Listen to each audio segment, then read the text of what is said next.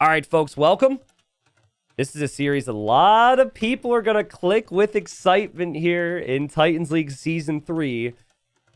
I think mainly due to FreakinAndy. FreakinAndy is currently second place in this group. However, after this series, we'll see if FreakinAndy can overtake Hera again in Group C. FreakinAndy, of course, a player who was promoted up from the previous, from gold from his performances in the previous season.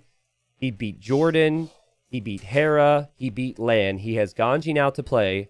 And then he has Barles. But let's not just look at that because this group is insanely close, right? Ganji, we just looked at it. He's got like a 10% chance for first, a 13% chance for second, like a 25% chance for third, a 20-some% chance for fourth. And then he's also got like a 15 or 16% chance to be relegated. Like Ganji could also go so many different directions here. And I think while the hype is going to be on Andy right here, I think Ganji's going to get a win today. I just don't know how many. Ganji came in. He beat Barles to start off his Titans League. And he looked pretty solid. I think getting 3-0'd versus Jordan is what hurt him the most in the standings. But getting 5 wins in this group, which has been really competitive, is nothing to laugh at. And Ganji in the previous season stayed alive. Stayed alive and played very well and showed that he could play in closed and open maps quite well. So will be an interesting one. I know Hera's going to be rooting for Ganji here because Hera wants first place. And we've got Lands Madness for game 1. We've got FreakinAndy playing as the Portuguese. And then we've got Ganji playing as the Franks. Both civilizations that have berry bonuses, actually. The Franks eating the berries faster. And then the Portuguese getting some wood from the berries. In fact, Andy is taking the berries instead of making a lumber camp here. Honestly, I think it's pretty smart. I haven't tested the build for Lands Madness. But as long as he has 4 on wood, or 4 on berries, sorry, he should be able to get the wood for the lumber camp timing. So I expect a lot of scouts here. I expect a lot of aggression. Again, both players very good at that. The home map for Ganji is Migration. And then the home map for Andy is Spiral. I think we'll have some really unique civ choices from Ganji today. Ganji picked Cumans first. And I believe we'll see Cumans played on Spiral. And then Ganji didn't really have many good water civilizations. I think he's going to try Bengalis for Migration. And I could break down where I think Andy will play things, obviously, in a bit. But it's just not quite as notable. Like, I think it will be Dravidians on Migration. And then I kind of forget what options he had available for Spiral. But, you know, someone had said, as I was about to hop into the series, I hope the winning doesn't get to Andy's head. I hope that he doesn't psych himself out, right? And I think Andy's been through a lot of adversity. He's had to face a lot of tests thus far in the first 3 rounds. Like, he was behind in multiple games versus Hera and 1 or 2 of the games versus Jordan. So, you know, I feel like if you come back in the game, it shows you've got really good mentality and really good self-belief. And I also don't feel as though, you know, his head's getting too big or anything along those lines. He was actually laughing. He appreciated all the support that people have been giving him, but he was like, man, people are really hyping me up here. I could be relegated. You know, this group is crazy. There's no guarantee for me that I'm even going to win the group, much less, like, you know, stay in the group. Who knows? So I really like Ganji. Or Andy's mindset, sorry. But, you know, Ganji and Andy, very similar players, where they're pretty good on the creative maps, and then still pretty solid on open maps. And I think they in the past have got thrown in there with, like, the arena players, the clowns, just because they know how to use monks. And both are actually fantastic with monks. But I don't think we'll be seeing many monks here. I think I prefer to have the Franks here. I think the Franks are going to play out a bit more smooth economically. But if this goes to Castle Age, then that's maybe where you would give advantage to the Portuguese. The Portuguese can just afford so many monks in combination with their knights. Yeah, Andy's going to be good. Andy got that house up. I saw someone was worried about it. Andy's dropping the barracks now. Both players just pushing in their deer. First game of the series.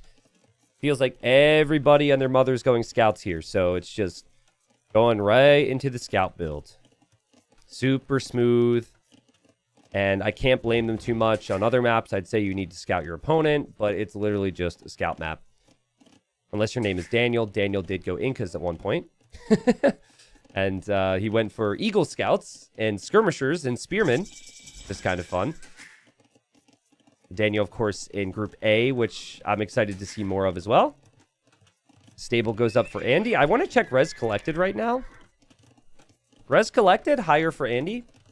Yeah, makes sense, I suppose. I mean, he is collecting 2 resources at once. Frankish Scouts are going to have more HP here. So Andy's going to need to be careful with the engagements and both players sending their Spearmen out. So Andy, he'll be farming away, as will Ganji. Farming upgrades come in instantly and for free in each age for the Franks. Ganji finds where Andy is, confirms it's a stable opening. And I'd expect quite a few spears here. One thing that is notable as Ganji runs past the TC here is actually going to try and steal some pigs, maybe. One thing that's notable, though, to me, is that it is just 1 wood line for Andy. And it's just 6 on wood. With normal civs, if you're going 1 lumber camp, you want to have 8 on wood. He does have the wood trickle from the berries, but I always find it a little tricky to incorporate some of these tiny little bonuses because I feel like the berries run out and then you're like, oh crap, I don't have enough wood. You get into this cycle where you need to pull these guys and build farms. And even right now, you're seeing wood is an issue for Andy. So again, just comes back to, I think the Frank bonuses play out a bit easier. And both players microing, but Ganji with 2 kills here and getting some really nice hits. So great defense from Ganji moments ago. And Ganji with the 2 lumber camp approach, transitioning into farms. Still has the berries here. Still will take those berries there. And Ganji's heard the noise, I'm sure. Knows Andy pretty well. And I'm sure that he knows that Andy's a real force here. But right now, not showing any fear. I expected big things from Ganji after he won his first series against Barles 2-1. And again, 5 wins after 3 rounds isn't bad. But right now, he is sitting in 5th place. But right above him, having played 1 more round, is Jordan at 6 wins. And then Barles at 6 wins. So Ganji would love to get 2 wins here today and go above 2 players. And jump into a playoff spot. Great defense here from Andy. Good micro from Ganji. You could tell what he's trying to do. He knows that Villager's weak. Villager's kind of running all around right now for Andy. Over here, scouts going in. Ganji getting walls down on the berries and on the wood line. Still not completed, though. Here, we're going to have a scout go down for Ganji. Very messy moments here. Neither player's lost to Villager, though. Great defense there from Ganji. He's got the Spearman around.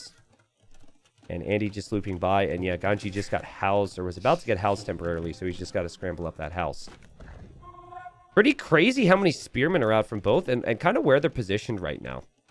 It's been a very messy game from both of them. But both of them put a lot of focus on their aggression. And just random Spearmen from Andy spread out throughout the map. Like these 3 Spearmen, I don't know if they're going home or if they're going to go forward. It does feel like the stage of the game, though, where maybe you'd want to have your Spearmen at home more than anything. I do want to check Res Collected here. Res Collected is dead even. KD 5-3. And Andy probably feels like I can't really do damage to Ganji right now. At least from what he's seen. Andy's got 8 Spearmen. Holy cow. And Andy's gone to gold tier 2. So what you can do is you can use 100 of that gold with 150 food to get bloodlines here. Ganji just going to pull back the Spearman. Ganji being sneaky here. Andy, I think, senses that the scouts could be coming. It's awfully quiet. Is looking around, waiting, sees it. So had good game sense to know the units could show up here. And probably just needs to pull some of the Spearmen back home. There's plenty of the Spearmen here. These Spearmen aren't really helpful anywhere else. The scout numbers are fine, though, for FreakinAndy, who does have bloodlines in the queue. So it'll be 7 scouts for Andy. It'll be 65 HP per scout. For now, though, the Frankish scouts have more HP. And I think we might even see the forging upgrade. There's a lot of spears, lots of scouts from both. I could see forging making sense. And there's a market for both, actually. It's funny how... It's crazy how similar everything has been from them. Heavy spear numbers, similar amounts of scouts, similar timing on going to the gold, similar timing on the market. The key difference, I think, is Ganji's in a slightly better position to defend. But maybe I spoke too soon, because here comes Andy, and here's Ganji at the same time. Ganji's going to go in. Ganji is attacking the villagers, has killed one. Is going to doink the second one, so that's good. Just takes some hits, but kills Eco at least. And now it's Andy's turn to get revenge, and Ganji pulls the villagers away. This wood line is exposed. Ganji's going to notice that, though. He does. He walls it. He's got spearmen at home. I think Ganji's okay. I think, honestly, you're kind of happy with that engagement if you're Ganji. Yes, you lost more scouts than maybe you would want, but you killed 2 villagers. You didn't take any losses yourself. Not a bad spot to be in, but also not a bad spot to be in if you're Andy, because you're up to Castle Age faster. Both players needed the market a bit. But, I mean, the food eco is pretty phenomenal, right? Got 17 on food here against the... Well, it's 15 farms, and then there's obviously going to be more food from the berries. Let's say army-wise, I'd always prefer to be the player that has the leftover scouts.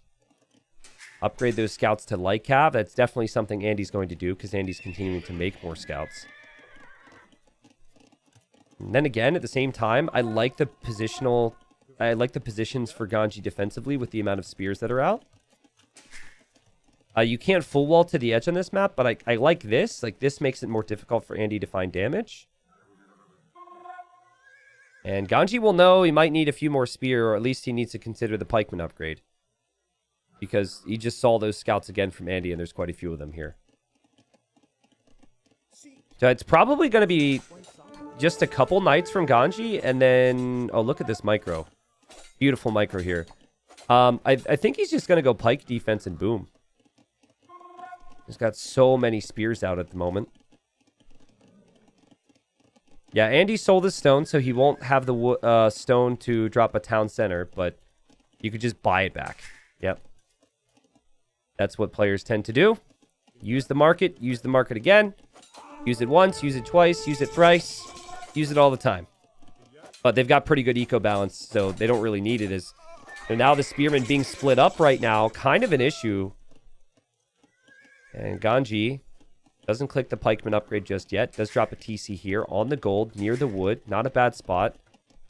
Goes for light cav. Light cav upgrade's about to be in for Andy. Ganji needs walls here. This could just ruin him. These light cav are so strong. I don't even know if he could fully wall this. He can. And very well defended thus far.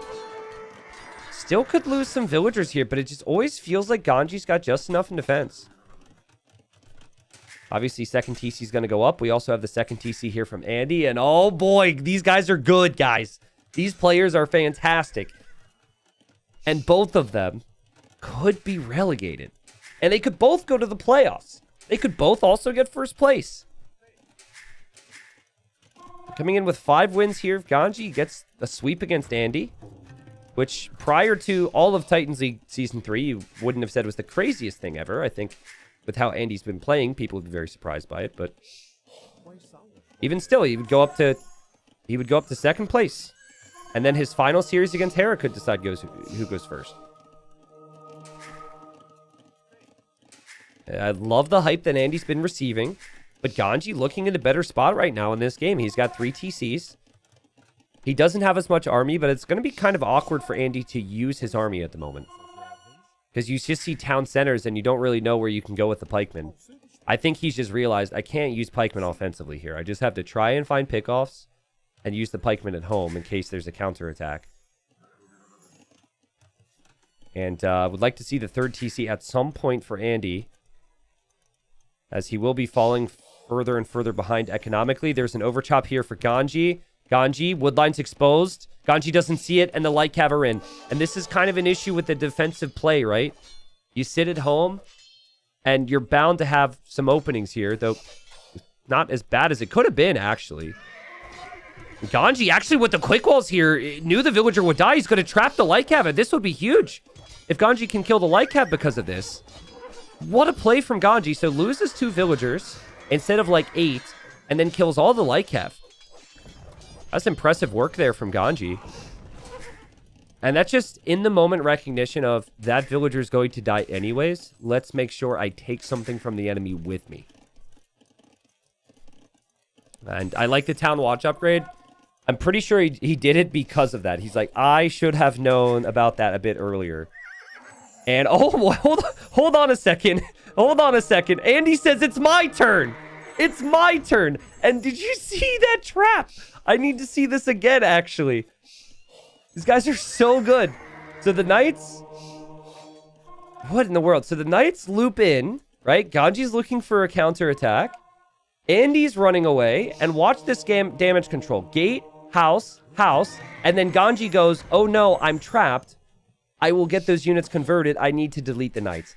That is ridiculous. What in the world, man? Like, I would just simply pull my vills away and hope the Knights run away.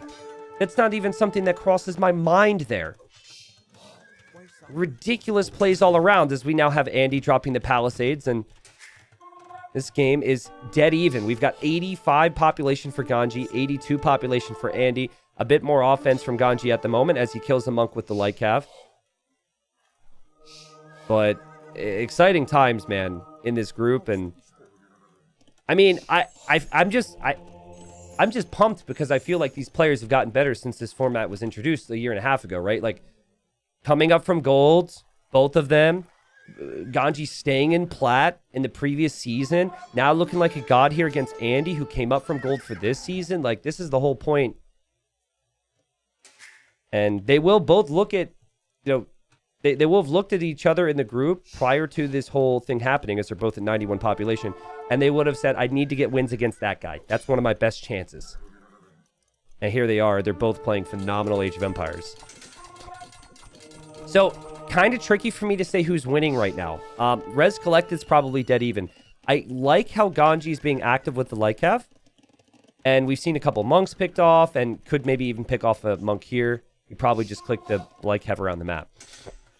I like the potential for the Franks to build castles defensively all over the map. So in the long run, I think I like the Franks there. Might be one of the rare games where Portuguese lacking squires for infantry could be an issue because the pikes will be quite slow. But the army count right now for Andy is stronger. He's got 20 pikemen versus just 12 from Ganji. And Andy's also got a couple monks mixed in. And also is going to have some siege. So Andy's going to try and pressure here. Ganji staying active. And there Ganji lost a pike. Could lose the villager there. Sorry, still trying to keep track of the light cav. There's movement all the time. There's defense all the time. 2 knights from Andy. Goes in. Ganji was waiting with monks. Here the light cav swoop in. Kill a monk. Here we've got the siege. Both players notice this. Might be a moment where if Ganji's worried he drops a castle somewhere. Light cav looking for monk kills. See the monks there. Are going to go in for them. There's no pikemen there. A big moment for Ganji. He's going to kill all the monks. Beautiful play from Ganji. And now we have an important moment. Because there will be a castle from FreakinAndy right on that gold. I think Ganji needs a counter castle. If you see this, you just immediately counter castle it. Yes. And actually, I think Andy should bail on his castle. Yep. It's not the biggest deal to just keep building yours if you're Ganji, but that's the correct move from Andy to back away from this. Now Ganji hoping to convert pikemen. He's going to kill the mangonel with his own pikes. He's defended from the attack. He has a slight villager lead. Andy has 3 relics, which does play a role in how much gold income is going to be there in the long run. But Andy kind of losing some control at the moment. And he's... You know, I'm worried about his long-term army composition, especially now that Franks have a castle to maybe make some axemen. Look at Ganji. He's killing the siege. He's converting the pikes. This is really good moments for Ganji here, who's shot up to a 15 population lead. Even kills a monk there.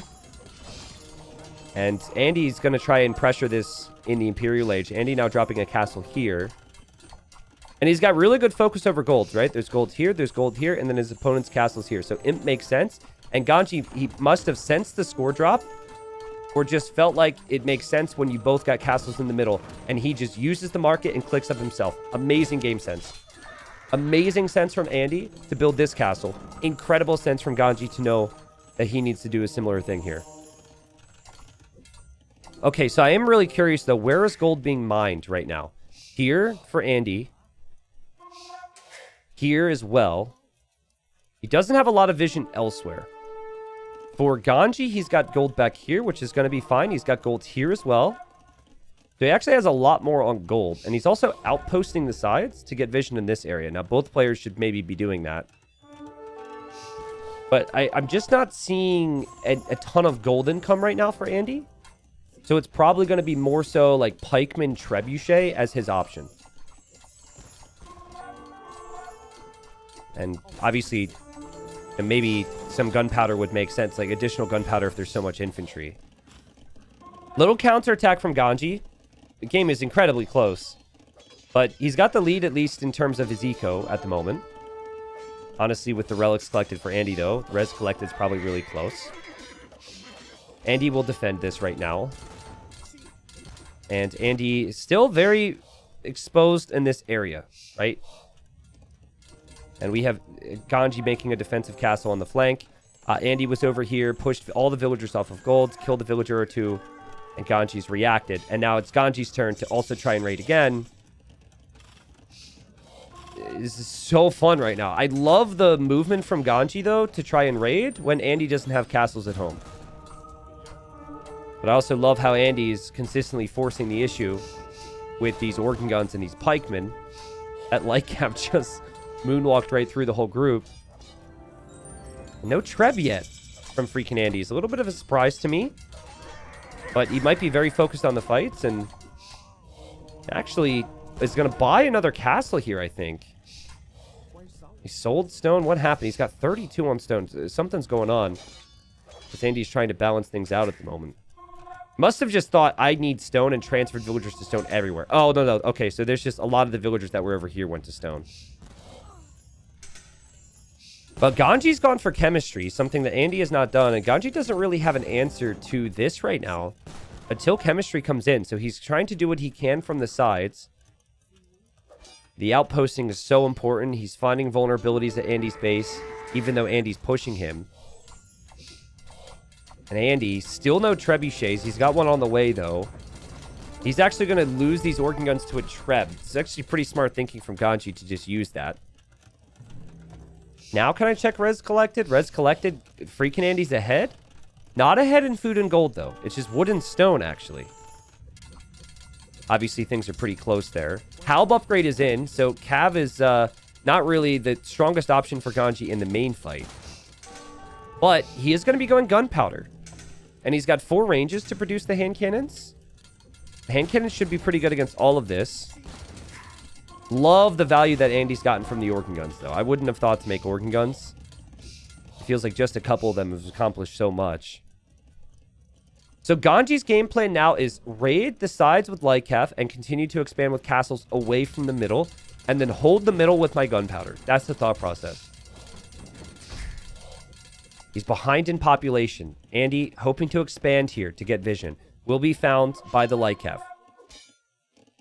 Lightcaps don't even have many upgrades. I don't even think you need it, though. You're just here to distract and kill villagers. That could lead to the castle being denied. Andy realizes it. Andy needs to push. Andy is pushing. He's got trebs. He's got halbs. He's taken out the main TC from Ganji. Ganji's main base is still kind of being raided by organ guns as well. Here, I think the castle can complete for Andy, but he did have to react to that. Still waiting to see if Ganji's going to bring in those hand cannons, because the hand cannons will start to take out the halbs.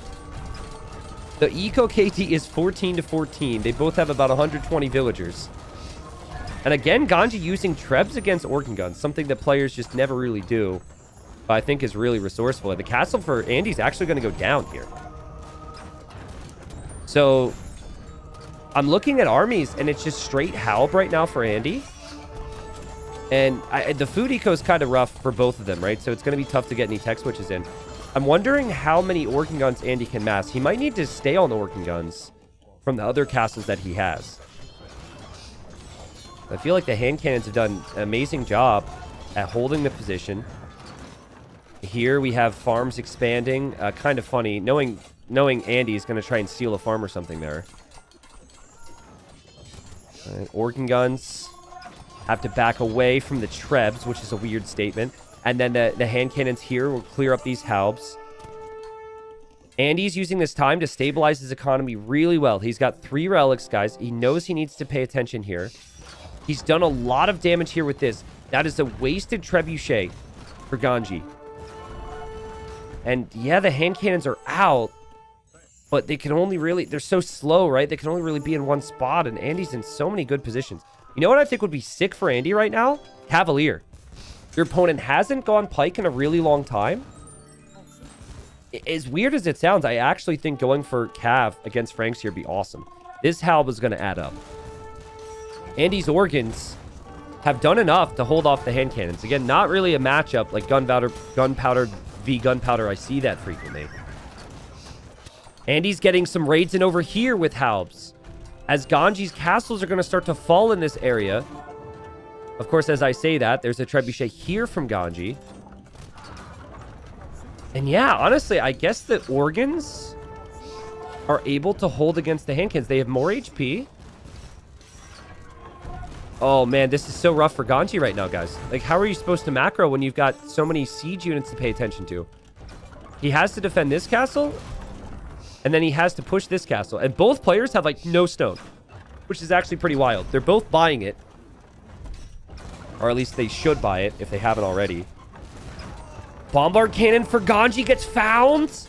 He really wanted this treb. But, you know, he still had these trebs over here from before, as he's going to continue to treb the organs, which, again, is a smart move. And if he just had those hand cannons he had before, you might be able to kill all the halbs. And he might... Here come those hand cannons. Ganji loses this castle. Ganji's still trebbing down this castle. This game is pure chaos. But Andy is going to take out those 2 trebs. What in the world, man? This is sick. And we're going to see gunpowder from Andy as well now. Who... I mean, he's already been making gunpowder with organ guns, obviously. But, I mean, he's going to make his own hand cannons. Which makes a lot of sense. Ganji does have a big numbers lead, though. And Portuguese don't really have anything too special about their gunpowder until the unique tech comes in. Look at this game, man. I feel like it's just been a seesaw type game, right? Where it's going back and forth.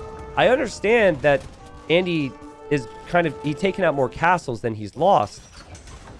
But it just feels like any moment Ganji's hand cannon number is going to do something, and maybe this is the moment. Ganji able to save this treb. Ganji will soon have a second treb. Ganji takes out Andy's treb. Ganji with 42 army. Andy just sitting at 15. And he's possibly over macroing a little bit here. 154 villagers is a lot. He's got castles set up, but if it starts to fall apart for him here, and Ganji raids the other side, it could be brutal, because you are still super exposed over here for Andy. Like, this is the type of area that Ganji could possibly raid now. Just honestly, Andy doesn't have a lot on gold. He's got 7 on gold here. But he can't take this gold. Well, I mean, he can, but it's not easy to take any of these gold positions. He actually has 0 on gold at the moment because he pulled the villagers from here to attack a treb, which is just the funniest thing. Ganji happy enough to just go with light cap. I'd like to see him squeeze in more upgrades, but it's more of like a produce units, micro units type of game, and numbers has obviously been a big factor here. But Andy doesn't see this gold. He's not on that gold. Oh, and Ganji's going to start to see this, guys. This is going to be a problem for Andy, I think. I think Ganji's going to castle this immediately, right? If you see your opponent scrambling here, I think you just start dropping castles with the Franks. Also, you need to still protect your treb. And he's going to try and raid over here now. It's just, I guess, the bombard cannons that Andy's waiting for. His hand cannon number still struggling to compete with the numbers from Ganji. And Ganji has not castled this area. He has not raided it to death yet. Andy's making halbs. Love the light cav and how far they've had to loop around here. That's hard work to do that. And oh no, Ganji is overextended into the castle fire because he was focused on those other areas. And so Andy could actually hold this position now. Now, he's obviously going to get many kills with this, though, which is a positive, but you can see what happened. He got pulled into the castle fire. The castle here from Andy has 26 kills. Now, with the bombard cannon there, Andy could take the trebs, meaning that he doesn't have to put as much focus on this position. God, look at the light cav rates, though. There's just so many little blue dots running through. But Ganji's clearly concerned he's going to lose this position because he's just placed another castle to fortify this. And he is going to lose the position unless, you know, the trebuchets somehow take out the bombard cannon here. Yeah, he's absolutely going to lose that position, which means he needs to push this position. This is a position that needs to be pushed right now. So that's how this game goes. It's how this game ends as well, right? FreakinAndy needs to stabilize the south area and push the north. And Ganji needs to stabilize in the north. And he needs to push the south. And it's anyone's guess as to where this goes. Because honestly, all hell's about to break loose. If it hasn't already. This is insane.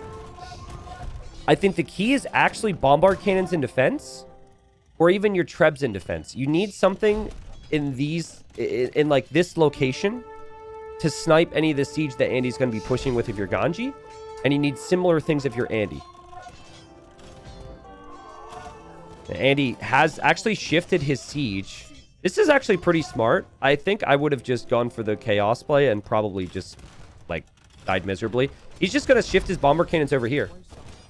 I mean, why not? It's actually not that far away. And there's Arquebus now.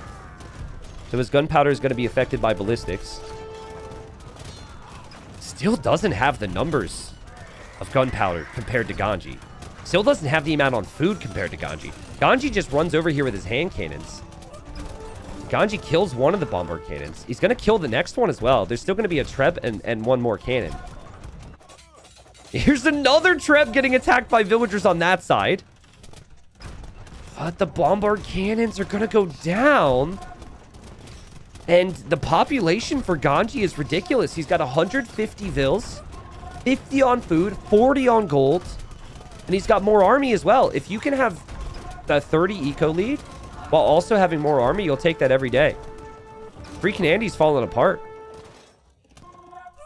And I think it really just came down to Ganji's decision finally to just castle this area and really push Andy. And he's back here, Ganji. Whoa, dude. Damn, what a performance. And Andy needs a response now. He needs to take this castle out.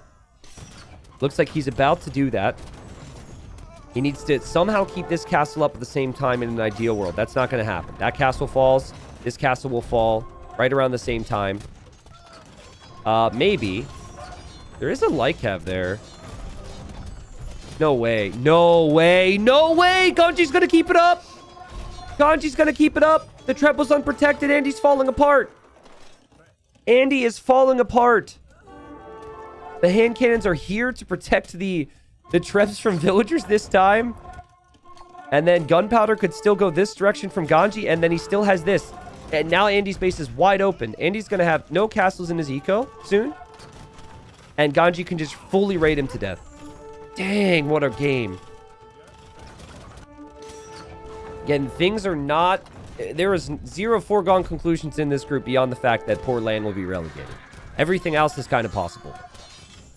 It's now 60 on food for Andy, though. Like, the fact that both of these players are just able to come back when other players would crumble is just insane. But there's just so much happening. Ganji is split up into so many different locations. Look at the minimap. And then look at the amount of castle spots that Ganji has as well. He's got a long line of castles to protect himself. Still mining stone and gold around the map. Again, there's so many locations he hasn't even found yet. Like down here, that's going to be 20 villagers dead. Andy trying to push this back and hold this position. But now he's losing villagers here as well. Ganji shot up to 75 eco kills in this game. He will not take this castle out yet, somehow. Beautiful play there from Andy. And, you know, Andy, we just saw him lose a bombard cannon as he's desperately trying to push this castle. How important is this position for Ganji?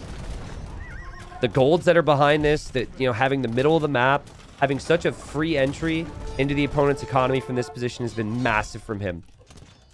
And he's got hand cannons here on the wood line, too. I mean, Andy's population is still 180. But I think he must have made a Fatoria. Oh, he made a Fatoria. That explains it, because I did the math, and it didn't add up. And I don't think this is a game where Fatorias could save you. Fatorias are long-term payoff, usually used on closed maps where it's hard to access them. I think if you don't have the army numbers now, you're just going to be toast. At least that's the way I see it. Honestly, with the amount of gold that Ganji has, I would even like to see him pick Cavalier here. He doesn't actually need it. He could just bank gold for more hand cannons, because that has worked pretty well. But it's something to consider here. When you've got 73 on food, and then still 17 on gold. He's back, trying to take this castle out again. Light Cav have found more villagers there. Big gunpowder fight here. Decent fight for Andy, who's taken the military lead. Because I guess the gunpowder's just superior for him. And Ganji needs to engage against this. Because if this castle goes down, then this is open. What a freaking game here, guys. Still waiting to see if Andy's gonna be able to do this. How is he still alive? How is he still alive? Crazy. Is this castle gonna go down finally? Yeah, it will. I think it takes one more hit because it's on the hill, but that castle will fall. Which I still see to be the core of the issue here for Andy. Simply the fact that he does not have defensive castles and his opponent can raid him constantly. The 4 relics is really nice. Beautiful job to repair the Treb as the Treb continues to fire. Beautiful job. His hand cannons here have paid off. But now you're just even more exposed on this side. I like what Ganji's doing. He got fletching for his castles. I'd like to see him get ballistics even, maybe. And he's always keeping a close eye on this while also having a fine mix of raids. Getting Blast Furnace now, which he didn't have before, which is going to add even more potency to his light cav. Yeah, now he's getting the ballistics upgrade. Like, he's just thinking, what more can I do? I'm already on the comp that I like. Holy evacuation of wood! Oh! That's jackpot. Freaking jackpot there against FreakinAndy. But yeah, he's just trying to get upgrades that maybe he's missed out on. And now, Andy, I didn't realize it's actually so bad for him. Yeah, Andy is having wood problems. Dang. If you're having wood problems, I feel bad for you, son. Damn, look at him go. Look at those villagers go. And obviously, Ganji has his position locked down, kind of, right? He's got vision here. While still trying to hold here. If Ganji had 2 bombard cannons, I think he could just always swoop in, kill the Trebs, and back away. But that is a different type of game. The bombard cannon play. This has just been a grind. Spamming units and pushing in from multiple angles. Ganji using his mobility. 113 villagers killed.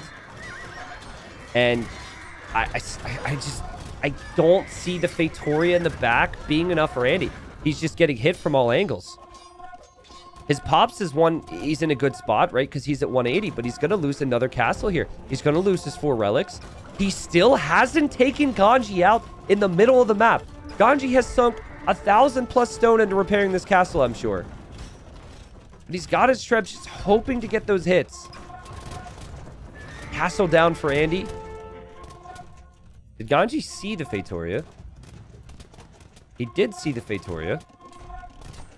The hand cannons over here get killed. Andy is slowly getting suffocated here by Ganji's pressure. And Ganji, I guess, is going to go for the Fatoria, and Andy knows it. Andy just taps out and calls the GG. Andy did lose the Treb here in that moment. And what a first game, guys. You cannot look away from this one. Ganji up 1-0. So live standings, Ganji goes up to 6 wins, which is tied with Jordan, which is tied with Barles, and then which is now 1 below Andy. Crazy, crazy stuff. I love this game. I mean, you know, honestly, it's really hard for me to be critical of either player here. But I think Ganji did a slightly better job at adding eco throughout the chaos. If you look around, there's just farms and eco everywhere, right? And also stacking castles in ways to defend from the raids. I mean, he himself actually did more eco raiding than Andy ever did. We didn't see much from that from Andy at all. The main push from Andy, it felt like if it had a little bit more to it, right? Or even if he maybe had his own gunpowder mixed in, like hand cannons and bomber cannons, it could have actually broke Ganji. But as Ganji was losing the middle of his base, he was making sure he took the left side and making sure he eventually kept an eye on this. And it just had a beautiful flow, this one.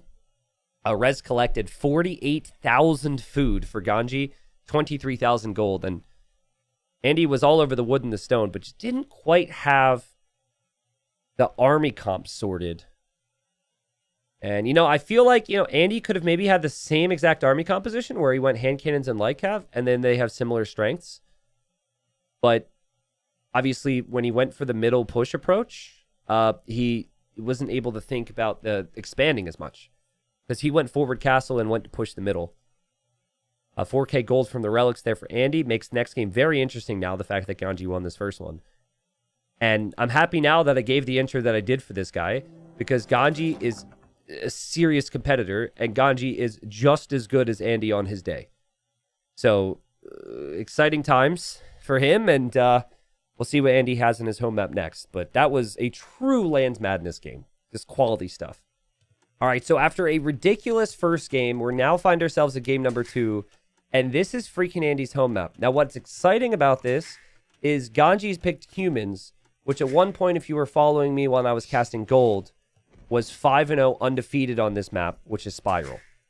Now, Ganji was the first player in Platinum to try this. It was all the way back in week 1, so that was 3 or so weeks ago, okay? And he actually lost against the Magyars, and he lost against Barles. And Barles played very well. Now, Ganji picked the Magyars, and he also picked the humans. So I don't know if he picked the Magyars for potential game 3. Probably not, because game 3 is going to be on migration. I feel like Ganji is going to be very happy with things. He kind of picked the civ that beat him with the strat he's going to try, and then he has picked a civilization, which I felt, at least in gold, was really hard to stop.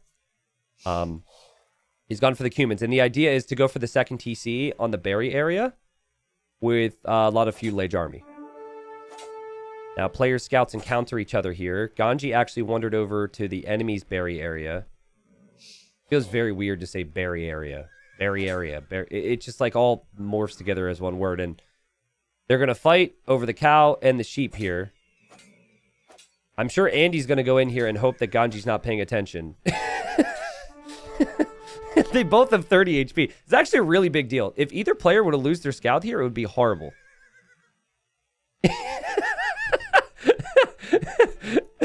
And Ganji said... Ganji says, I take cow, you sheep. The cow has 50 more food. No deal. Oh my god, I love it. Such a serious moment for them. And they're still going to banter like this. And it's so close. It's 12 HP now. I mean, they might just want to take the deal. It'd be better for both of them. What a funny moment here. And there's so much stubbornness involved.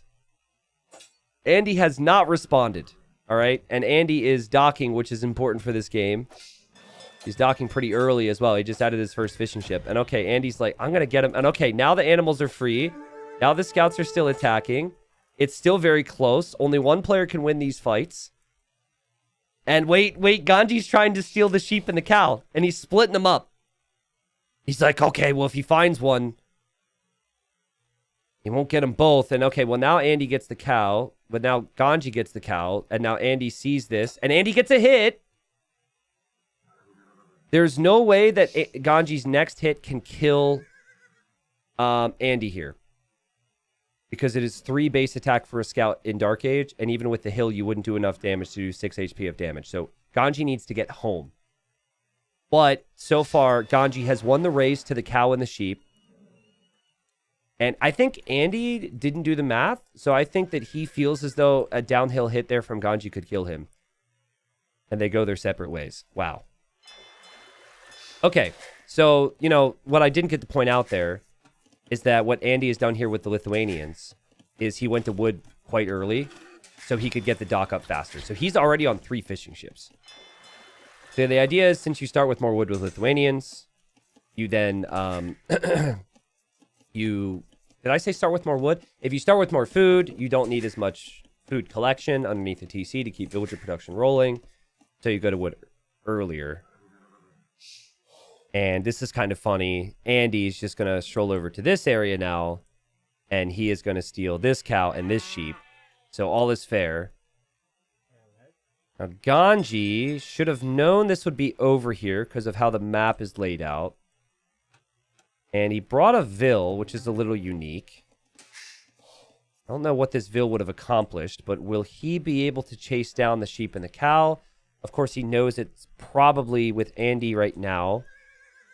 He's checking. He's going to see the dock. Villagers could kill the scout, and he's scared of that.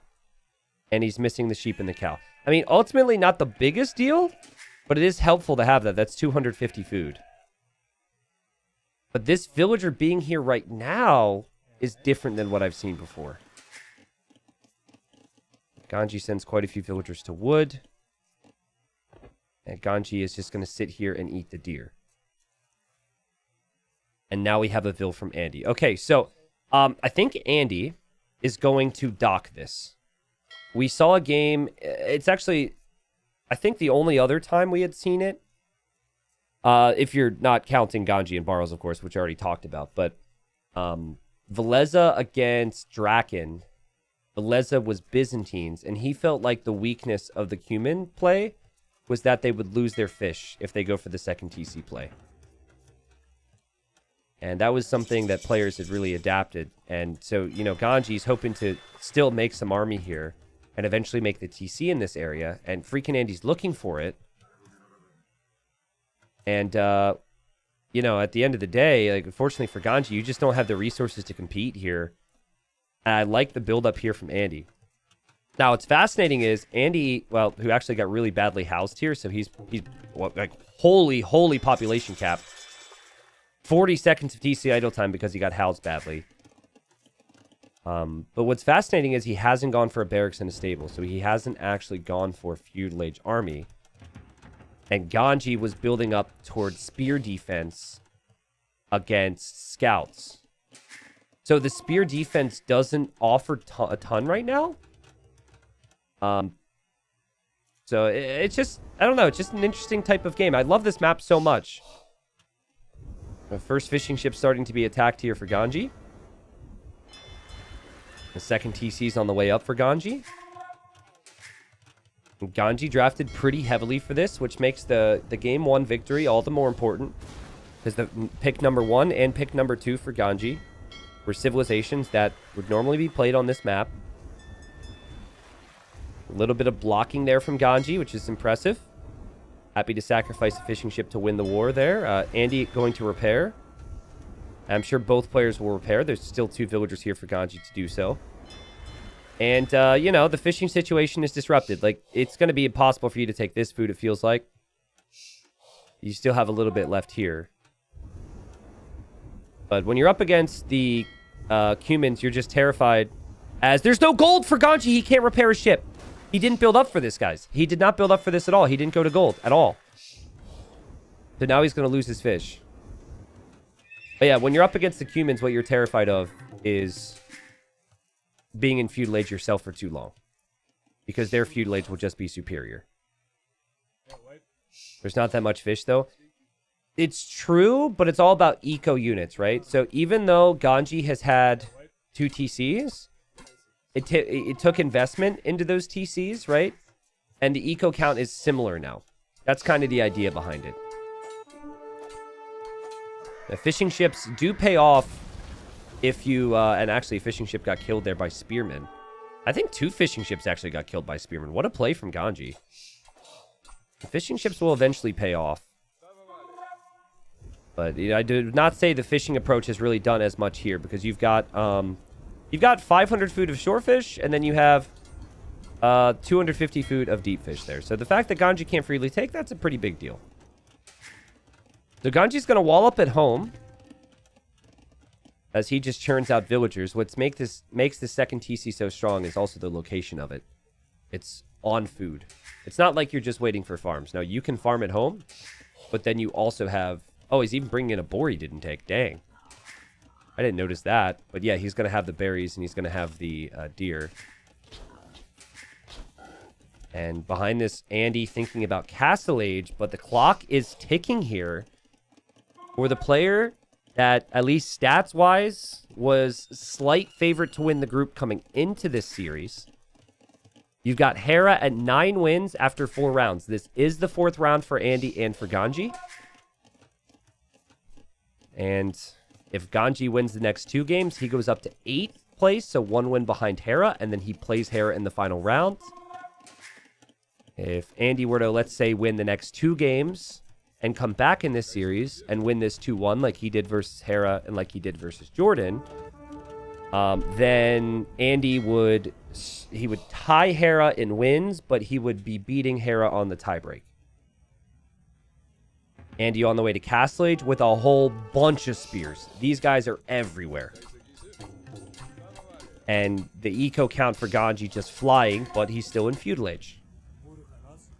And I think Ganji knows that Andy, with this many spearmen, is going to want to go Pike Siege. So it almost feels like Ganji's producing a bunch of extra army just to control this area of the map. Because players might want to go Siege Workshop here, Siege here, Siege here. It's kind of interesting that Andy's walling so much. It's not a bad thing, but it tells me that he might also want to boom if you're playing late game. Whereas if you're really wanting to push, sometimes players will just play fully open. Showing res collected this game. We still haven't seen the cumin eco really pay off yet. Also, I've got a sneeze I've been fighting off, so if that happens, I'm sorry. It's quite a few spearmen for Andy. And Andy's got more than Ganji does, and spearmen aren't cheap. I'll go the villagers for Ganji somewhere else. He's got so many vills here. He's got like 20 of his villagers here. If this TC were to go down, it'd be a nightmare for him. Andy's going to TC the middle. Okay, pikeman upgrade on the way. Lithuanians have really speedy spearmen, so it's really easy to take these fights.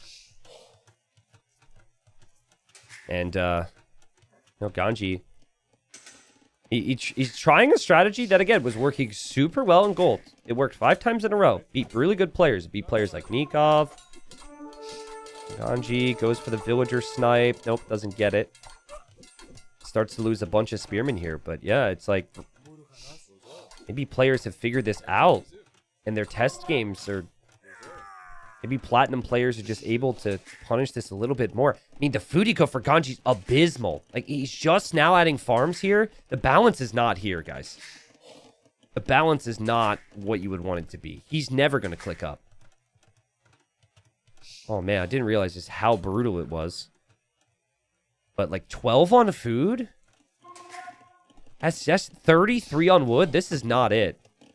Using the market off the back of this is normal. So we will see him buying food, I'm sure, but ideally, I think this is the area of your eco that would probably have like 15, 16 working farms on top of the berries here. He's going to take these berries. He's going to take this gold. He's very exposed, and Ganji is going to be in deep trouble if he does not stop this siege workshop from going up. I don't know how you're supposed to do it, though. Andy, 2 TCs. He's got the town center at home. He's also got this TC, obviously, where it's just near all that gold. And he's going to complete that siege workshop. He is behind by 22 eco, though. I think it'd be the correct play for Ganji to idle here if that's what he's planning on doing. I actually don't hate the tower. You need as much to disrupt this from working as possible. But you need to click Castle Age. And he actually just cancels the idea of a tower. And obviously you don't click Castle Age in this TC. Because this is going to be a target soon. Ah! Ah! No! Okay, I mean, well, let me back up. What the positive here is that if he makes it to Castle Age, then it's actually better for him because this TC can produce villagers the whole time. And this is kind of where you want villagers to be because they're not going to die here. So you don't want to like populate an area that is then just going to be massacred later.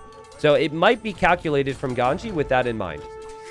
I've thought about this before, but like, you know, obviously some level of risk here. I actually think the TC will stay up. So it's risky, but I think it's fine. This is the bigger issue, is how are you going to stop Pikes from disrupting all of this? And Andy's like, screw the TC. I just want Vill kills. Pikes are chasing down villagers. Andy with 52 villagers. Ganji with 67. But, I mean, the eco for Ganji can't be very efficient. These villagers are running to the north now to find a new location. And these villagers are running to the TC. But Castle Age will come in for Ganji, who's buying stone right now, and he's going to want a castle. If he can get to Kipchaks, Kipchaks can be good, but that's going to take some time to mass. Ganji with a safe space there.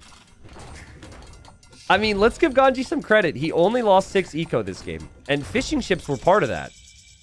The fact he hasn't lost more is pretty impressive. And he now wants a castle. And he's going to drop the castle there. I'm impressed. I really thought Ganji would be toast here. I still think he's in big trouble. But he's not completely dead. And the castle will go up. The issue for him is he needs to find jobs for these villagers right now. And also, it looks to me like Andy has spotted this. And Andy's going to bring the Mangonel. You know, what you normally want to do, though, is you want TCs on the stone and gold here, or the stone and gold here. Kind of similar to what Andy's doing, right? Like, these types of town centers are really important for the long run. So, not having access to those areas could be really tricky. TC's going up here for Ganji. How are you supposed to protect this?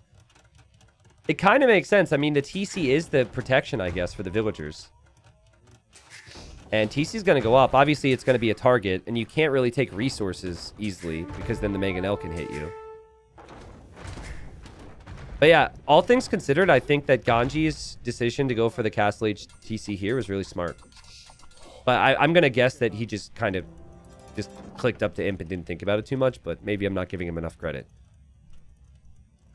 All right, so you need Kipchak numbers, you need Bodkin, you need Bloodlines. And you need gold. And that is where Ganji is right now. Andy should know the map. Like he won this map against Hera and some others. He should know, I gotta check the sides. He's not on gold here. Oh, man, he does lose one Mangonel. And probably will end up losing both here to these Kipchaks. Kipchaks need to get away. And again, you need Bodkin. These things are really fragile right now. But well played there, Ganji. And that is the importance of this castle location. 68 Vills for Ganji. 3 TCs for Andy. And I guess Andy still is just going to focus some attention on taking this out. I mean, this is now a research TC for Ganji. He's just like, go wheelbarrow there. And the fact that he's been able to get this TC up here is critical. Would have loved to have seen a little bit of outposting from Andy, in all honesty. Oh, God, the monks are going for conversions. The Kipchaks come out. And a couple of the Kipchaks, 3 of the Kipchaks actually get converted. What? Crazy attention to detail there from Andy. I'm sure Ganji was expecting Andy to be looking somewhere else. Like maybe here. And, well, Andy was also doing that. And did a pretty good job at killing those villagers. I think with the way Andy's playing this, if he sees this TC... Oh, as he actually runs into Ganji's eco, and Ganji needs to damage control quick wall everywhere. Beautiful job. There's no holes here. Beautiful job. Yeah, it really feels to me like, as the Kipchaks are dying to a fire ship, that a castle here would potentially end the game, because Ganji would then have no gold. Ganji really needs to hold on to the gold, and he's failed to really get a big mass of Kipchaks yet. Guys, not getting bloodlines on Kipchaks is one of the saddest things you could ever do to yourself. They're 40 HP unit without bloodlines. Only 60 HP with bloodlines. Like, you gotta get bloodlines. It's so important, especially for a unit that has so little HP. Oh, man, Andy's found kills over here, and Andy's surpassed Ganji's fill count now. As Ganji's quick walling and microing with the Kipchaks that don't have bloodlines, more and more knights are running in from Andy all the time. And yeah, Ganji's just completely falling apart. There's just too many areas to look at for him right now. And the 2TC play, again in Platinum League, just really not looking good. Like, if you were to not watch Gold and see the Cumans pick, you would say, why would someone pick this civilization for this map? It's really fascinating to me. But 29 eco kills now for Andy, who does have the stone for a castle. And beautiful bounce back game here from Andy. Again, he does not know about this town center. If he knew about this town center, I'm sure he would place the castle further. This castle feels realistic. Because right now he's thinking Ganji just straight up doesn't have gold. And obviously he has gold. And these villagers still just existing. There's relics around the map that Andy could eventually get to add more attack onto his knights. He does have one relic, so that just adds +1 attack to them. And outposting is going to be needed to find those relics. I'm sure the outpost will eventually go up to find the additional villagers from Ganji. But the Kipchaks have gone out for a counterattack to find some value. They will, find some kills. But unfortunately, now you don't have any army at home, and knights with 10+2 attack are here. And Andy responds after what was a ridiculous game 1. And, again, just like the mental toughness, right? You could so easily lose that first game and be like, oh, man, that was so much work. How could I beat this guy today? Or, think of the stats, think of all the things that I talk about. But Andy came to play, as did Ganji clearly. Scores 1-1 now, which means live standings. Andy now is up to 8 wins in the group. He is 1 behind Hera. So important for him if he wants to get first place that he wins this next game. And then Ganji is up to 6 wins still, right? That hasn't changed. But if he gets this next win, he then goes above Barles and above Jordan. This is so freaking important, guys. Especially, honestly, the next win all just brings up a lot more Hera conversations. Because you have the race between Andy and Hera for first. But then also the fact that Ganji plays Hera in the final round means that you kind of want to see a victory here for Ganji, right? Crazy game. I honestly, the 2TC balance just wasn't there from Ganji. I liked Andy's approach to just dock the water. Ganji, I think, tried to... maybe you just have to give up your fish. He lost the fish anyways. He invested a lot of time and focus there and didn't really invest a lot of time and focus here. That was hilarious, the whole battle over the sheep and the cow. A bit of a shame that Andy stomped Ganji so hard after it because, I love that type of stuff for YouTube videos. But fun game. Game 3 will be migration. We've got people talking about FreakinAndy, and we've got people talking about Ganji, and then we also have people talking about different types of vodka sauce for their pasta. It's a good day right now to be an Age of Empires fan and a fan of pasta. We've got Dravidians for FreakinAndy. And this is the best civilization on migration, in my opinion. Right now, 3 villager start, because I've been testing some 9 villager stuff recently. I think the way Dravidians flow makes the game very, very easy. And obviously easy for you, difficult for your opponent. Ganji wasn't able to get Italians, wasn't able to get Japanese. Those are the more common picks against the Dravidians. And if you look at the draft, which I would show you, but I really want to see if Andy's going to get this deer. This deer is trolling him. I just want to point out kind of the importance of the prioritizations here from Ganji, right? Again, he won game 1, and then he drafted pretty high for game number 1 and 2 as well, right? Humans was his game number 2 civ. Magyars could have been a Lands Madness or a Spiral play. Khmer, Lands Madness, or a Spiral play. His final pick here is Bengalis. And you'll notice that Andy banned Italians, banned Japanese, and then picked Dravidians and Malay. So Andy has gone with just higher priority of focus on this map. Now, the fun thing about that is this is actually the home map for Ganji. So it's kind of interesting how that whole thing played out in terms of where they picked their civs. But anyways, let me just revisit why I think the Dravidians are so good here. And it all comes down to the wood bonus.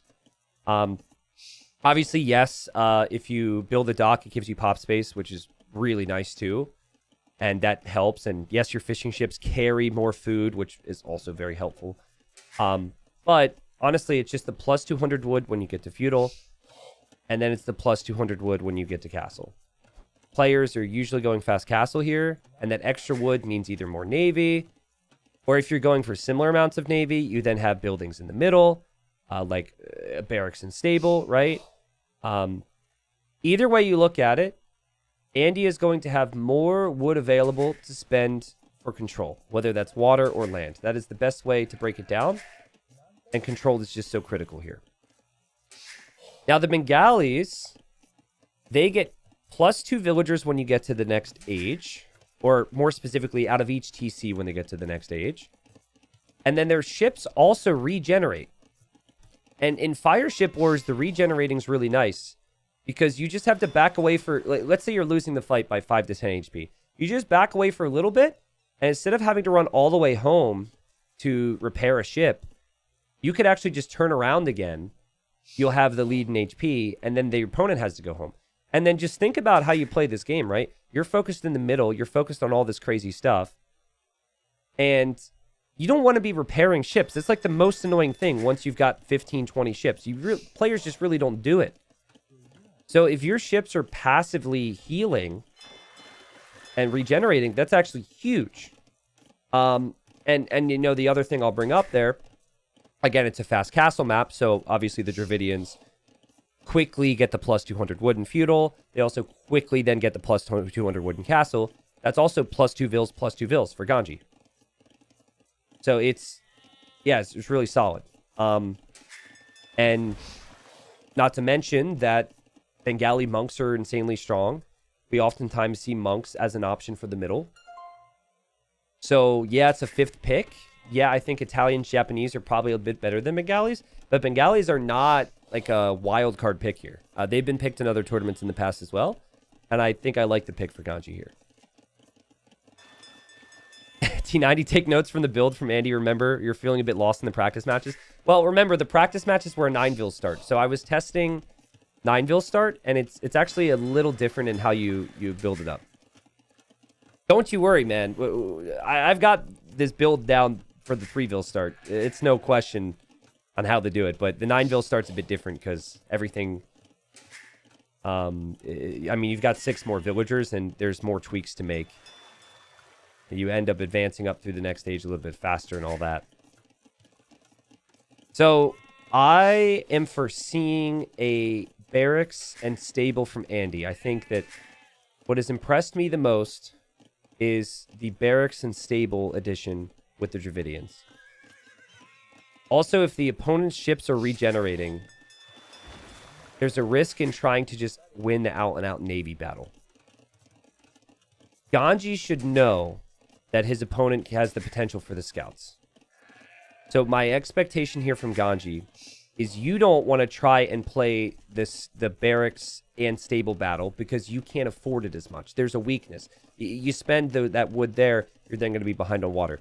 So I think you want minimal investment into land, but you don't want to be like too stupid with it. You don't want to just blindly run forward. So if I had to guess, I'd say Ganji just goes for a barracks, for a couple spears, and then monks, and then focuses the rest on water. Whereas Andy just goes waters and then the scout approach. That's just my feeling on it. And it all just comes down to how much you have to spend. But being up plus 4 vills on this island be really nice. 4 extra vills is no joke here. So 3 docks for Ganji. Adding quite a few fishing ships. It is 3 docks as well for Andy. Also adding fishing ships. We see the transport now for Andy. Okay, so having practiced some of the 9-vil start, I still think that the issue's present here where you want to go barracks and stable. It doesn't actually offer you a lot to have the barracks here. But it's like the timing has to be perfect so you can get over here and get the barracks up before you hit feudal. This is actually spot on. Watch this. Watch this. He's going to place that barracks. He's going to place the barracks. Okay. And watch the timing. The barracks is going to complete right about the time he hits feudal age. It's going to be sick. And if he didn't get the plus 200 wood, the timings would be a little awkward. It'd actually still be doable. This is what's crazy. But he's going to get the wood. And he's going to go market. He's going to go stable. And then you also can afford to go ships. That's what's sick. Whereas over here, like, look at this. I think Dravidians are OP on this map, man. Look, he barely is able to squeak by and get the market and the blacksmith. So, you've got more wood to spend stuff on right now if you're Andy. This is before you get an additional plus 200 wood, and you've got the coverage in the middle. What you don't obviously have is the build count of your opponent. Loom coming in for Ganji. I think Ganji will go for a barracks. It's either a barracks or he just goes for the monastery on the shoreline. Kind of tricky. You just feel stuck right now because you feel like you need ships, but you also feel very scared of what could come in the middle. New doc right now from FreakinAndy, who, if he wins this, would go top of the group. Off a tiebreaker, which still means it's going to be a race to the finish, but he would be top of the group. T90, why is Dravidian so much better and not say Celts? Oh my god, Calpit, you're... He says, I promise you Celts could probably do a better build than Dravidians does with the stable. Dude, okay. This is a really important moment in the series. I will humor you and answer your question on why Celts would be a horrible pick here, but I'm going to do that later. It's just...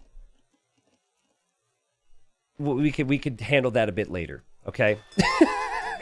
Calpit! Dude, this guy's just saying to me the other day. I love Celts, by the way. I wish they were a bit stronger. He's just saying to me the other day, you know, if I committed a little bit more time, I feel like my strategy's pretty good. I could be like, you know, I think I could hit 2K. And Celts would lack a little bit of flexibility. Look at Andy looking now. And he is waiting. Now, Ganji should know this build exists. This is, like, not anything new at this point, all right? And Ganji, he's a player who has watched a lot of games, has practiced a lot of games, and he goes for the barracks. Smart. And he walls him in instantly. Super smart. Has to add some new palisades. This doesn't mean he's out of the woods yet. War Galley upgrades in already for Ganji, so his ships are upgraded. Or, sorry, not for Ganji, for Andy. And it was actually quite a late click on that for Ganji, because he was distracted by this, as he also drops the monastery. But there's a hole here, guys. Transport needs to be pulled back over so these villas can be saved. Transport is so needed right now. Villagers are going to die. Now, here we've got important fights, right? And that War Galley upgrade isn't quite in. It was just one villager that died. Monastery obviously now delayed, but this is what that build can do. And it's just the timings on everything. It's so quick. You have so many ships. You also have the presence in the middle. And Andy is in the perfect spot here in this game. Build is so strong. I feel like maybe, you know, we've seen the Italians, we've seen the Japanese, maybe Bengali, since they don't have any savings on wood, struggle a little bit. Clearly, Ganji he didn't have that upgrade timed because he was so focused here. And he has utilized the timing super well. Ganji hasn't lost more economically, though, than just that one villager. So he's kind of okay. And he's coming here now. And I wonder if Andy senses this, because Andy's like, hold on a second.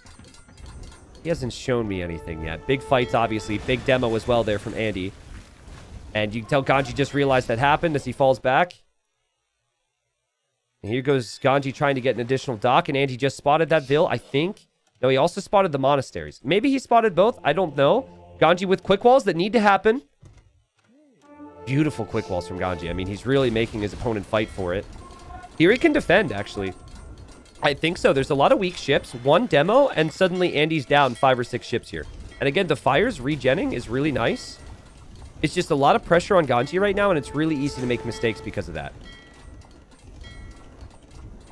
And still no TC's up on the middle, right? Which is really the biggest key. Like, obviously, denying monasteries and whatnot is nice, but Andy's already got the second TC and the third TC in the middle. And Andy's adding tons of villagers there. Andy also with a relic in the middle. And so, Here, Ganji stabilized. This is going to have to be a YOLO play from him. He immediately goes for Atonement. This is going to be win or lose through the monks and the navy here for Ganji. And he's an insanely good monk player. Still has no TC over here. Doesn't even have the stone at this point. Nice little boom there. Monk for Andy will go down. Andy also going to go for Atonement. So Andy just knows. It's perfect read to the situation. He's ahead in every single way. Except for, I mean, I guess water he's still got to keep a close eye. But it feels like he's got control in every other way.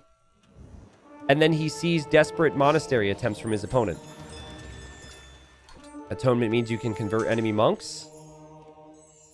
A light cav out there for Andy would be nice against the monks, but that's a whole lot of spearmen from Ganji. If he didn't have that, this push would be dead. We got monks switching sides, and I'm liking the start here for Ganji as he goes for a siege workshop. Ganji's fish are mainly over here at the moment. Andy's fish are kind of spread out. Obviously still bringing in food. I think, honestly, even guard tower for Andy would be really smart. You'd make a tower in front of this. Because it really helps against the monks. Or you could just give up this TC and you make a tower on the hill behind it. So guys, I spoke to Ganji about it after I saw him play an arena game. And he apparently has control groups that... I think he uses the F keys. God, I wish I could pull up the message I had from him right now, because I asked him. And he told me what he did, and I told him... I think I responded, not worth it. Just not worth it for me. But basically, this guy will set... Like, he can control group, like, 20 freaking monks. Which is ridiculous. Yeah, like, some people control group up to 5. Like, he'll get the whole stack. He doesn't have 20 monks, though. He only has 5. And there goes Andy with the castle. Quick look at res collected, by the way. Pretty close. Andy has more control, but Ganji's done a good job to get villagers here. Really important, though, that he doesn't lose these villagers. The light cap for Andy, if they start to move around, they will notice that. And obviously, fishing ship's still valuable from both, as we see Ganji taking a deep dive here. Maybe trying to find fishing ship kills. Smart move from Andy to realize that maybe engaging here was too risky, and he just gives up this TC. Also, nice defense there from Ganji. Nice job from Ganji to think it's smart to add the palisade walls. I think Andy might go test him to see if he's actually paying attention there and attack there. Or maybe he sees the monks, actually. The fires from Ganji not accomplishing much. Light cav on the way. The monks are actually healing the elephant right now. And look at that. Instant. Monks are on those light cav. But, Andy on Ganji's monks. And maybe delete these. Yeah, you delete those. So Ganji doesn't get the monks back. Do you maybe wall this right now if you're Andy? This is pretty freaking wild, man. Pretty heavy on stone. There's also stone being mined for Ganji. Food eco is normally the difference maker here. Let's check that.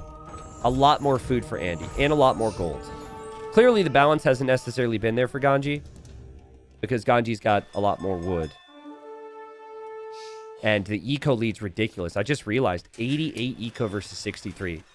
This is Andy's game to lose at this point. The castle was smart. It was low risk play instead of just tossing away units here, which you see many players do.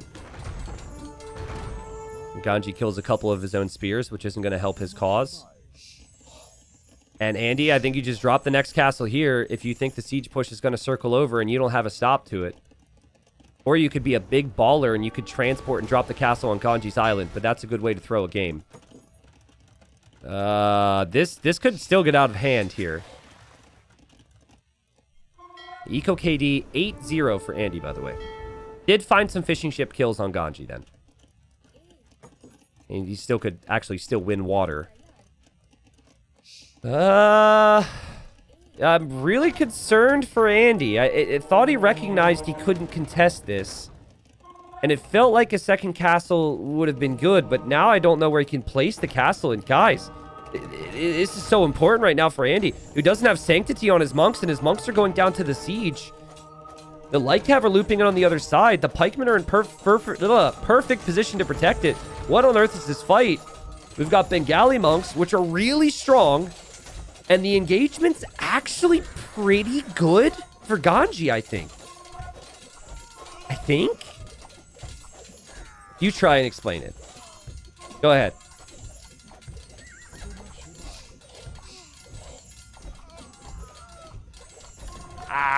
Yeah, I mean, like, it's just kind of a weird one. I mean, I think the theme is that it is more difficult, especially as we see Navy here, it is more difficult for Ganji to afford new units. And at the conclusion of that, after we've had time to realize that that happened, I think that was actually fine for Andy. And maybe now he should think about another castle. Was he going to build a castle there and almost got attack grounded? I think he was. Castle here, my friend. I think normally in this position, you're later to the eco. You've lost fish. Normally, you think castle drop, and you YOLO with the market to try and go imp in Ganji's position. But Andy's already on the way to imp. And Andy is going to place a bold castle. I'm worried about it for him, but he's still got so much army here. It does lose some of that army, and Ganji maybe wants to build a castle here as well, and monks are going to switch sides, and Andy could throw this. It's the same feeling I had before. He doesn't have redemption, right? So he can't convert the enemy siege. He can only convert the monks, which he's kind of doing. This is a really confusing moment here. It's just as weird as before, but Andy's clearly confident here as he's going to run it with the Vils. He's done the math, and he feels like this is fine for him, and the Yurumis are going to slap down the siege, and then the villagers are going to bop down a castle, and Ganji's castle here might end up being denied. And even if he builds it, there will be trebuchets coming from Andy soon. And I think Ganji might even tap out when he sees Imp here in 10 seconds. I mean, he might tap out if this castle gets denied by Yurumi Swordsman. Yeah. I mean, the castle's going up for Andy first. There's no way back now if you're Ganji, who played amazing this series, and that first win was so important for him. But Andy, with another win, Andy is 4-0 in sets, guys. Done an amazing job thus far, and he wins the series as many people thought he might today. So, honestly, a 6 series, and I can't wait to dive into the stats and talk about how this can play out in the group. But you know, to sum it up, I just think Andy played with such purpose this game. He had the perfect timings on everything in the middle. He was then aggressive on water. The fact that he was here, he was making life awkward for Ganji to come to the land, while also simultaneously hitting Ganji on water is amazing. Yes, I think Dravidian bonuses flow very nicely for that. But I got to give the guy credit for still finding the timings and using it perfectly. For Ganji, I think what he really drafted for almost was Game 1 victory and Game 2 victory. At least just based on the maps, right? Not having Italians, not having Japanese. I mean, they were banned, but you just look at the draft, right? Look at where he played his civilizations and picked his civilizations. And clearly, again, it's weird when it's your home map. But I think as far as how things panned out, I think Ganji was really hoping to win 2-1 at least, and maybe give up migration as far as the draft's concerned. Because he lost with Bengalis, he obviously won with Franks, and then he really wanted either Cumans, Magyars, either one. He wanted to win there, or Khmer, I guess, and he wasn't able to get it. Andy drafted Dravidians first, because Andy's a believer in the Dravidians, and I explained many times why I think they are probably a must-ban or must-pick civilization for migration. Andy was able to get that win with one of his later picks, and then, of course, lost the first one then with Portuguese. But let's look at the stats, shall we? Yeah. Quickly look at the stats of this game, and then I guess we can go see the probability sheet. There's 33k res collected there from Andy. Yeah, just control the middle, get villagers out there in the middle with the TCs. The engagements were actually fairly close, but the economy never was because Andy had the better position. Super smooth stuff there from him. And there's the APM if that matters. Okay. So with that result, it all gets really interesting now. So the order in which they win does not matter. So I'll just do this. And wow, what a group. So after 4 rounds, which is now everyone's played 4, right? We have Andy at 9, Hera at 9, Jordan at 6, Ganji at 6, Barles at 6. And then poor Lan at 0. He's kind of the odd man out here. But Barles apparently is the favorite to be relegated, even though he's tied. That would be due to the tiebreaker situation. If you are tied with a player, in the event of a tie, the very first tiebreak is sets 1. And then in the event sets 1 is tied, the head-to-head then would make the difference. So that's why Jordan's on top of Ganji, for example. They have the same amount of sets 1, but Jordan beat Ganji. And then obviously Barles is below them because Barles only has 1 set 1. The final rounds, though, guys. Jordan is against Lan. So very good odds for Jordan still to be able to come back and maybe get 3rd place because everyone else is 3-0'd Lan. I still feel as though Lan could potentially snag a win there. Lan is good enough to do it. And he's probably frustrated, but he might come out swinging. We have Barles versus Andy, which, like, it just has massive potential, right? Like, Barles wants playoffs. He could easily do that. The good news for Andy, of course, is that he's actually guaranteed to be top 2 now. And funnily enough, that's not the case for Hera, as Hera could potentially fall to 3rd place. And then Hera plays Ganji. So, like, the fact that it's Barles 6 versus 9, 6 versus 9, nice, is pretty ridiculous. And what Andy can do is Andy can tie Hera, I think. Yes, Andy can tie Hera. So, whatever the result may be, whether it's 2-1, 3-0, if Andy ties Hera, Andy ends up getting 1st place. But if Hera gets, or Andy gets 1 win over each other, obviously that person takes 1st. I guess what would happen for Hera, for him to end up falling to 3rd place, would be if he was swept. Yeah, he would have to be swept. And actually, it would be if he was swept by Ganji. Because Ganji would tie Hera on 9. They'd both be tied on 3 set wins, and then Ganji would win to head-to-head, having beat Hera there. If Hera 3-0s Ganji, he's number 1. Yeah, but if Andy 3-0s Barles, right? Okay, now we're going to fact check. This is the guy who said Celts over Dravidians. That's not exactly what he said. I'm making him sound bad. Pretty sure if Andy also 3-0s Barles. Okay, now it's not updating. Yeah.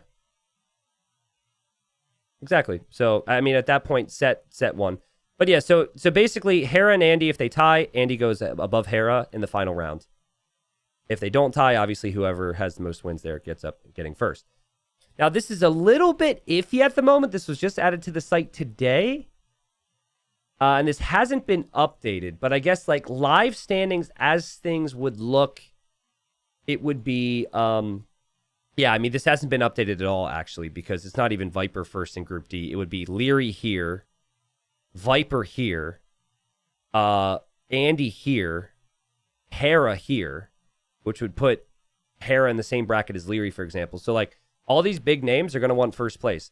If Hera doesn't get 1st place in this group because of Andy, people are going to be like, why do we have such and such matchup so early? Well, that would be because Andy kind of screwed up everything in terms of the results. So, sorry, I'm going all over the place now. Great series. Very fun one. Lots of cool things could happen here. Andy wins 2-1. Excited for the conclusion of this group. And honestly, it's going to be a heartbreaker. Because Lan, I can accept being relegated. Because, now I'm screwing this all up. Lan, I can accept being relegated because he doesn't have any wins. But for Andy... Or sorry, Ganji, Barles, Jordan, any of those 3 being relegated would be really, really sad to see because they're playing amazing. But it's just 5 people in this group have just absolutely brought it, and it's going to be a fight to the finish. So I'm excited. Hope people are excited as well. That will happen over the next 4 days. All of these sets. You can even see when the sets are scheduled right now. It actually looks like what we're trying to do, guys, is we're trying to close out each group on the same day if we can do that. So at the moment, it looks like the 10th of October will be closing out this group all in the same day, which is sick. So Hera Ganji, Barles Andy, and then Jordan versus Lan. Obviously, all these things subject to change, though. So we'll see.